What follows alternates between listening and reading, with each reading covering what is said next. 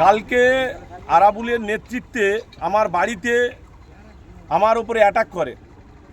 গত কাল 1:10-15 নাগাদ যখন আমি নিদ্রায় গিয়েছিলাম, তখন আমার বাড়িতে 6টির অধিক পেটো বোম ফেলে এবং পুরো পেটো বোমের আওয়াজে পুরো ঘরবাড়ি এবং এলাকাটা পুরো শব্দ ভাণ্ডারে পরিণত হয়ে গেছিল।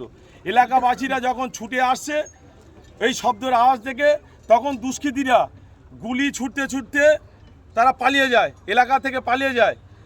আমরা বুঝতে পারছি না কেন আমার উপরে এবং ভারতীয় জনতা পার্টি কার্যকর্তাদের উপরে এইভাবে প্রাণঘাতী আক্রমণ চালাচ্ছে এবং এলাকাটা ম্যাক্সিমাম জায়গায় আজকের আইএসএফের নেতৃত্বে যে পার্টি অফিসগুলো দখল করা হচ্ছে, এরা কি চাইছে আমরা বুঝতে পারছি না।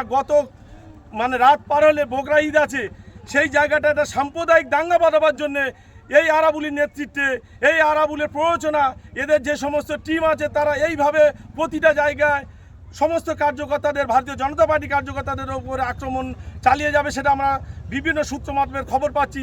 যার ফলস্বরূপ কালকের আমার বাড়িতে এইভাবে আক্রমণ করেছে। বিজেপির এত কার্যকর্তা থাকতে আপনার বাড়ির উপরে কেন এই হামলাটা চালানো হলো বলে মনে করছেন? দীর্ঘদিন ধরে আমি ভারতীয় জনতা পার্টির সঙ্গে যুক্ত আছি। আমি একজন মাইনরিটি মুখ হিসাবে ক্যানিং পূর্বেতে আছি। যাতে করে অলিরুল পিয়াদাকে যাতে করে ক্যানিং পূর্ব থেকে যদি সরিয়ে দেওয়া যায়, তাতে করে ওরা মনে হচ্ছে কোনো একটা অক্সিজেন পাবে।